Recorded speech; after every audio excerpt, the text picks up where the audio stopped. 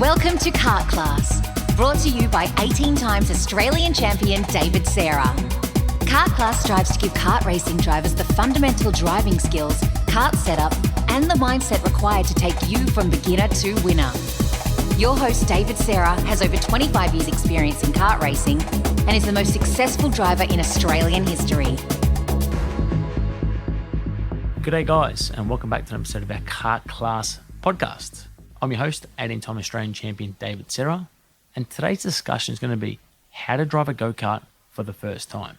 So when we look at kart racing, especially if you're in your younger years, so if you're sort of aged between 6 and even 15 years of age, you've never experienced driving because you haven't got your license yet, you may have been sitting as a passenger for your parents, but it's totally different once you're actually behind the wheel of a car yourself. You're controlling the steering wheel, you're controlling the pedals, and also you've got no seatbelts. And in a car, you're also sitting so low to the ground. So no matter if you're going like 50 k's an hour when you're starting out, it's going to feel extremely fast. Now, the other thing to take into context is if you have driven a car and you're having a go in a kart for the first time, you're going to be sitting in the center of the vehicle.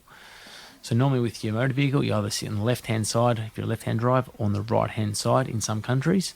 But with the kart, you're literally sitting smack bang in the middle. So getting perception of the kart width compared to the track width and knowing where to place the kart is quite big as well. So the first thing we want to try and do is when we drive a kart for the first time is you don't want to try and impress anyone. Now, what I mean by that is it's your first time. You're not expected to go out there and set the world on fire. And look, realistically, whether you do or you don't set the world on fire after your first go, there's no F1 scouts, there's no one from Supercars there going, you know what, I want to pick up this driver because he's done an amazing first drive. Now, we've all got to start somewhere. Now, when I was a kid starting out, I think I was about 5 or maybe even 6 years of age when I first started karting, and I was like, 30 or 40 seconds off the pace. So when we're talking that the quickest kids are doing like 48 seconds for a lap time, and I'm 40 seconds behind them, they're literally doing 2 laps to my 1. And so my dad would be out there and literally he could almost walk past me. And so the first thing that would be happening is I'd be fouling plugs because I was going too slow and I was too nervous. Even though I was going, I don't know, I'm only guessing, 10 k's an hour, for example, it feels fast. The noise, it's loud. You're in control of the kart. There's nothing strapping you in. So it's all about just starting off slow, getting the basics right, learning how much you can hit the acceleration before it starts to slide out, or how hard to hit the brakes before they start to lock up. It's not like a car. You're only turning in very small increments. So from if you're looking at a clock, for example, it's like 12 to just to 1 o'clock. That's all you need to turn a corner. In a road car, you might go from 12 to 4 o'clock. So there's a lot more steering angle required for a motor vehicle than there is in a car. So just get used to those things first and then start to build up. Now, the second thing we want to try and look at is just take it easy. So this tip goes hand in hand with the first one. You can't accelerate too fast or brake too hard. If you just go from no acceleration to 100% acceleration, the chances are you're going to have a little bit of a slide. And when you're new, you might be able to, you might have a few spins. Now, having spins is actually all a part of learning. We want drivers to make small mistakes so you can learn. But when you're starting out to try and build that confidence, it's just squeezing on the acceleration, squeezing on the brake, turning a lot less than what you think. Doing everything in slower increments and building up will help you out quite a lot as well. So on the straights, obviously you can give a bit of acceleration then, but around the corners for now, just easing on the acceleration will help you out a lot more to get that car control and build your confidence. The third tip is to build up slowly. So what's going to happen is you're going to go there for the first couple of laps, and I'd probably recommend in the first session that you doing a few less laps, but just trying to get your head around, because muscle memory and the speed that you're going, your brain's going to have to try and process it all. So if you go out there and just do a couple of slower laps, then build up a little bit and have a little bit of a breather. You come in, take your helmet off and actually go, okay, now I know which corners go left, which corners go right, which corners you have to brake on, how long the straights are, where the bumps are on the circuit, where the in and the out grid is, so where I enter the circuit, where I leave the circuit. Finish on a good note, leave it for 10 or 15 minutes, start to digest what actually happened, and then go back out again. Now, when you go for the second session, you're already going to have some sort of idea on which way the corners go, how much you have to turn the steering wheel to get around these apexes and things like that. So just build up slowly, on the straight, if you're backing off halfway down the straight, for example, or you're backing off quite early, just count your head for one more second. And all of a sudden, you're dropping one to 2 seconds per lap just because you're holding the acceleration down for a little bit longer. So that's what I'd recommend do. Build up slowly. I see so many drivers that think, I've got to go and impress, myself or someone else who's at the track, and they're out of control and they're sideways and they're spinning out. And you're like, mate, it's your first time out here. You don't need to impress anyone. Just relax, bring it back 10%, get the basics right, and then you can actually go a lot faster down the track. Our fourth tip is to take a break if you need one. Now, driving a kart might seem easy, but once you're actually in there, it's quite a physical sport.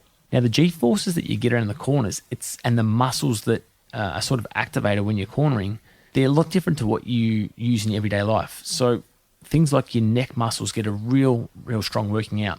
Your forearm muscles, your ribs cop a battering sometimes if the track's quite bumpy and you don't have any rib protectors on. So these are things that you're not normally accustomed to experiencing from your day-to-day life. And then when you drive a kart and you're gripping the wheel so tight because you're holding on for dear life, once you get more accustomed to the speeds of it, you start to relax, and all of a sudden your hand grips are getting a lot better. Your forearm pump is not there. Your neck muscles are starting to get used to the G-forces of when you're cornering. So you're better off doing less laps in a session and being with it as such, concentration and things like that, rather than trying to do 25 laps in the first session and your neck's almost about to fall off by the end of it and you can't really do any laps after that because you physically can't hold your head up. The other thing is, if you're looking at sort of race events, they're normally laps between sort of 8 and 15 laps, for example, for a final. So there's no real need to go there and go and do 25 laps because you're never going to experience that in a racing situation as well. Our next tip is to stay focused. So I would say that when I drive, I'm not the fittest bloke out there, but I get more mentally drained than I do physically. And what I mean by that is I'm trying to concentrate so much on apexes, where certain cracks are on the track that let me know that each lap I've got to brake at that certain point, which paint markings on the curbing that I can run over. So that's my apexes each lap, or where I'm going to accelerate, or analysing other drivers while I'm following them to try and make out where I'm going to pass them. So I'm constantly thinking about how I can go faster or how I can beat the other guys around me. Now that saps a lot of energy. And when you're thinking, you might be driving for, say, 6 to 15 minutes per session, and some sessions are longer. You might have some endurance races or longer finals or things like that. But as a general rule, between that sort of 6 to 15 minutes is pretty safe to think that most races will finish in that time. And you're seriously going to be burnt out by the end of it because your braking markers, your turning points, your apex points, your accelerating markers, where you're going to pass someone. If there's a green light for a race start, checker flags, yellow flags, because there's a caution in front of you. Someone's brought some dust or some stones onto the track. There's a lot of things to take into account once you're driving a car. And it's not like you're just driving around in circles. It's not that easy. So stay focused where you can. On the straights, I recommend to have a bit of a deep breath because that's probably the most amount of time you're going to have to get your thoughts back and to try and get some energy back into your system as well. Now, our final tip for how to drive a kart for the first time is to watch other drivers. Now, when you get to the track for the first time, look at where they place the kart on the track and getting a mental reference on when they're backing off at certain corners. And you might pinpoint there's a tree or there's a pole and you can hear that kart going flat out into that certain point and then they're having to lift. So it's all about just trying to get those mental markers and that visualization going so that when you do drive yourself, you go, okay, I can hold it flat out until that certain tree or that certain pole because I know it's safe. I've seen other karts being able to achieve that. And that's what we're saying about starting off slowly and knowing that that's the end goal, that's the end point that your kart can get to. Now, things like racing lines, braking points, apexes, they're the little things that you can start to establish even before you've sat in the kart yourself and started the engine up. So that's why it's important to watch other drivers when you're out there. Just get some mental references on what's going on, and that should help you out as well. So concluding this episode of Kart Class, it's just about learning how to drive a kart for the first time, and it can be intimidating and difficult.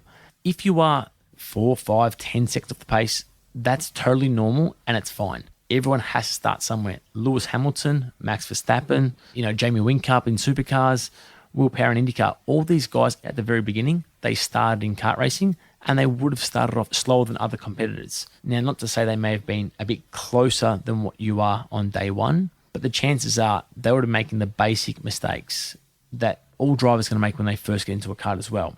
So it's all about getting your mindset right, trying to learn off other drivers where you can, watching them, and then trying to put it into action as well. Be confident as well. Be confident in yourself and your abilities and try and back yourself in where you can. Start slower. Once you get that confidence, and then start to push the boundaries a little bit more. Mistakes are totally normal and they're good to make as well. So don't be afraid to go out there and push the limit. Have a spin and go, okay, next lap, I'm going to bring it back just a little bit as well. So I hope you've enjoyed this episode of our Kart Class podcast on how to drive a go-kart for the first time. Be sure to check out our social media channels, which are flying through at the moment on Instagram at Kart Class and also at Facebook at David Serra. Thanks very much for tuning in to another episode, and we look forward to hearing from you guys soon. Cheers. If you've enjoyed today's episode and want to learn more about your kart racing, be sure to check out kartclass.com.au for driving courses catered to all skill levels.